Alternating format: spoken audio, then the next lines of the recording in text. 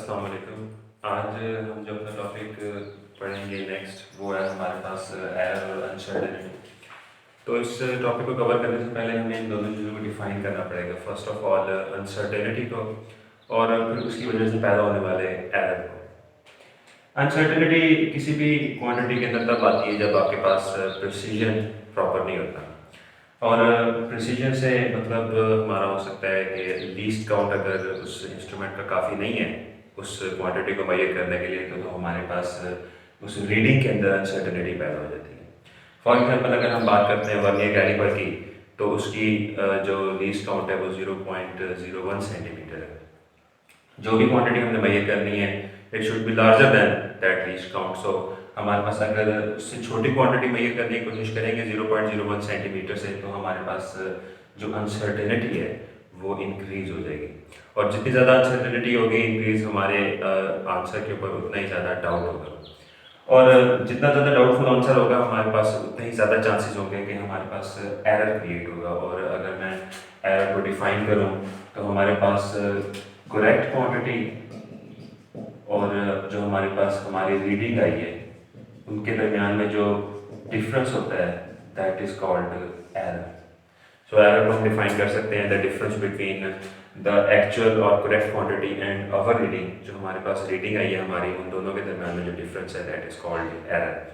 तो अनसर्टेनिटी हम जितनी ज़्यादा प्रोड्यूस करेंगे उसके रिजल्ट के तौर पे हमारे पास एरर भी उतना ही ज़्यादा आएगा। और एरर हमारे पास जितना ही ज़्यादा आएगा हमारे पास उसकी एक्यूरेसी उतनी ही ज़्यादा कम होगी हमारे पास।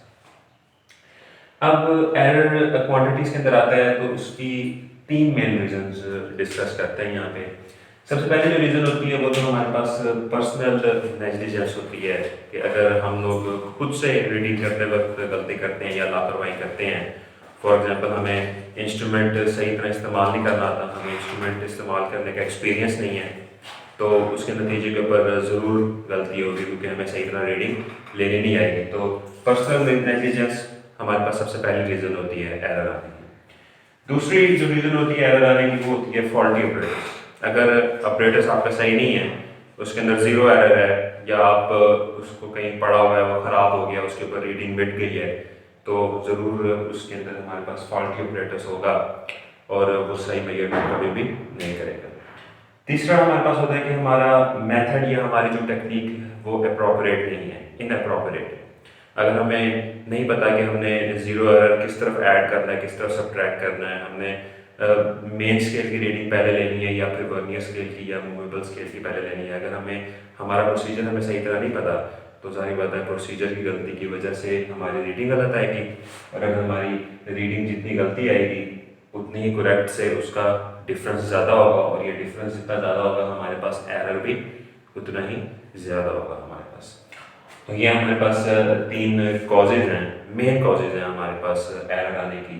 First one is personal negligence, अपनी गलती होना या खुद से लापरवाही बरतना, ऑपरेटर का खराब होना, और तीसरा हमारे पास हमारे मेथड या टेक्निक का स्टेप बाय स्टेप फॉलो ना करना, उसको गलत तरीके से फॉलो करना, ये भी हमारे पास वजह बनता है एरर आने की। इसके अलावा हमारे पास जो दूसरी चीज़ है जो मज़ीद एरर आने की वजह बन सकती है वो होती है personal disability in natural senses. कि अगर कोई सही तरह देख नहीं सकता या सही तरह सुन नहीं सकता या सही तरह होल्ड नहीं कर सकता ऑपरेटर्स को, तो जाहिर बात है वो भी फिर सही तरह रीडिंग नहीं ले सकेगा और हमारे पास एरर आएगा। दूसरी होती है कि नेचुरली मौसम के चेंज होने से ऑब्जेक्ट के साइजेस बहुत चेंज होते हैं। फॉर एग्जांपल अगर आपने सर्दियों में किसी सिलेंडर की लेंथ मालूम की है और दोबारा गर्मियों में उसी सिलेंडर की लेंथ मालूम करते हैं सेम इंस्ट्रूमेंट से, तो जाहिर बात है तब कभी भी सेम रीडिंग नहीं आएगी। उसकी वजह यह है कि गर्मियों के अंदर जब टेम्परेचर चेंज होता है, नेचुरल वेरिएशन आती है टेम्परेचर की, तो हमारे पास एक्सपेंशन होती है ऑब्जेक्ट्स के अंदर, जिसकी वजह से उनकी लेंथ और डायमेंशंस जो है वो चेंज हो जाती हैं, जिसकी वजह से मौसम के चेंज होने से भी हमारे पास रीडिंग्स ख़राब आएंगी या चेंज हो जाएंगी, जिसकी वजह से हमारे पास डिफरेंस क्रिएट हो जाएगा और एरर आ जाएगा। एरर की बेसिकली हमारे पास दो टाइप्स होती हैं। फर्स्ट वन होता है हमारे पास रैंडम एरर और सेकंड वन होता है हमारे पास सिस्टमैटिक एरर। रैंडम एरर जो होता है हमारे पास फर्स्ट काइंड का, ये हमारे पास अननोन रीज़न की वजह से आता है। इसकी रीज़न किसी को नहीं मालूम कि ये क्यों आया है, या हम इसको कम्प्लीटली करेक्ट कैसे कर सकते हैं, ऐसा पॉसिबल नहीं है। लेकिन ये होता क्या है कि अगर सेम कंडीशंस के अंडर हमारी रीडिंग्स डिफरेंट आ रही हों, फॉर एग्जांपल आपने एक चीज़ की मेजरमेंट ली है, थोड़ी देर बाद उसी चीज़ की उसी इंस्ट्रूमेंट से और अंडर सेम कंडीशन दोबारा मेजरमेंट ली है तो दोबारा डिफरेंट आएगी, तीसरी दफ़ा लेंगे तो वो भी डिफरेंट होगी, चौथी दफ़ा लेंगे तो फिर वो दोबारा डिफरेंट होगी। इसका मतलब है कि अंडर सिमिलर कंडीशंस आपके पास मल्टीपल रीडिंग्स ली हैं तो आपके पास वो रीडिंग्स कभी भी सेम नहीं आ रही, और ये सेम नहीं आ रही because of this random error. So this kind of error is called random error. हम इसको रिड्यूस कर सकते हैं लेकिन हम इसको कम्प्लीटली ख़त्म नहीं कर सकते।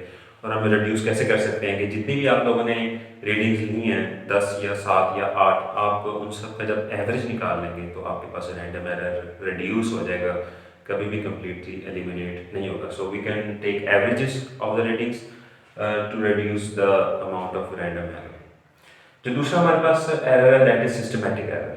और सिस्टमैटिक एरर हमारे पास हमेशा ऑपरेटर्स के फॉल्टी होने की वजह से आता है। सो सिस्टम के अंदर जो एरर है सिस्टमैटिक एरर, वो हमेशा इंस्ट्रूमेंट की खराबी की वजह से आता है। अगर आप एग्जांपल के तौर पे समझना चाहें तो आप लोगों ने वर्नियर कैलिपर के अंदर देखा होगा या स्क्रू गेज के अंदर देखा होगा कि जीरो एरर आता है जब उनके जॉज सही। तो वो एक तरह का सिस्टमैटिक एरर है, लेकिन सिस्टमैटिक एरर की करेक्शन हो सकती है, जैसे कि आप लोगों ने मुख्तलिफ प्रैक्टिकल्स में किया होगा कि जब भी आपके इंस्ट्रूमेंट में जीरो एरर आता है तो आप नॉर्मल रीडिंग ले लेते हैं जिस तरह उसको करने का तरीका होता है, लेकिन एंड पे आप लोग जीरो एरर का जो करेक्शन फैक्टर होता है आप उसको ऐड या सब्ट्रैक्ट कर देते हैं तो आपके पास आपकी रीडिंग एग्जैक्टली सही आ जाती है। सो ये था all about error and uncertainties, और उसके अंदर हम लोगों ने इन दोनों को डिफाइन किया, देखा कि what is the cause and what is the result. उसके बाद हम लोगों ने एरर आने की मेन 3 और मोर ओवर 2 मज़ीद जो है हम लोगों ने रीजंस डिस्कस किए हैं, और उसके बाद हम लोगों ने 2 टाइप्स ऑफ एरर हम लोगों ने डिस्कस किए। तो that's all for today's lecture.